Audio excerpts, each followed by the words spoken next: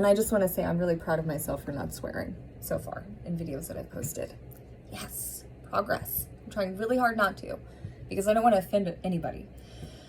So, but also, why should I care about that all the time? Because a lot of people don't care about that. They haven't cared about that my whole life. Many people have been offensive, like intentionally too. A lot of times when I'm being offensive, it's actually unintentionally. But anyway, I guess that's a whole other conversation. Something else, love coffee days, aren't they the best?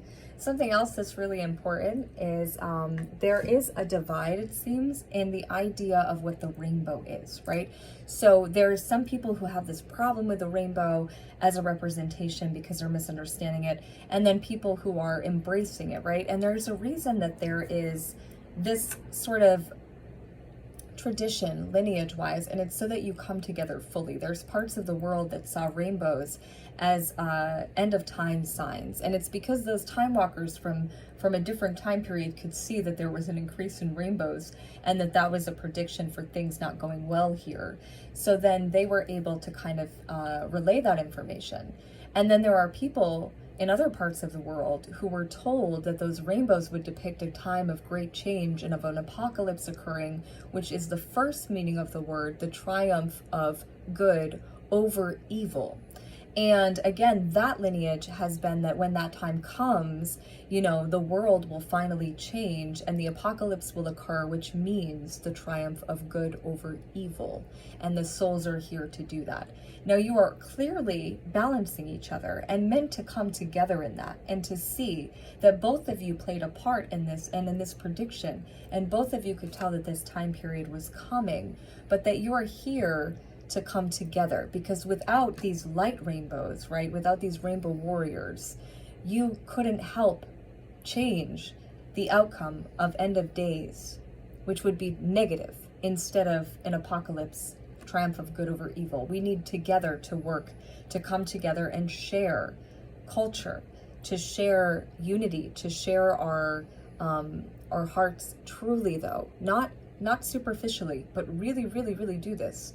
You know, the truth needs to be revealed here, because there really does need to be foundations of trust so that someday people in the future can know peace.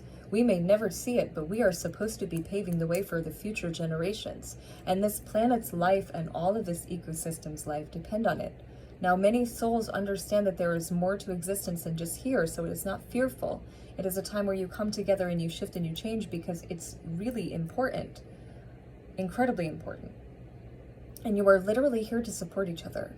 Not to mention, may I remind you that a rainbow is literally the light that is reflecting on water, which we need both to survive. So, this is a time of great shifting and great change, and only one choice. It's just a matter of if it will be made or not. All of the prophecies have already happened. This is the time to do this. There's one choice, but there are two options, and there is a lot of free will involved. But the solution is to see everyone as one nation despite our differences, to embrace our differences and have them be conversation pieces, and to come together culturally and really decide to shift and change and become one human family and one nation. Your action now depends on everything in the future. And those of you that understand that there is much more than just this existence, that's very good. Keep speaking about it, because you're going to awaken other people just in case those in charge make wrong decisions.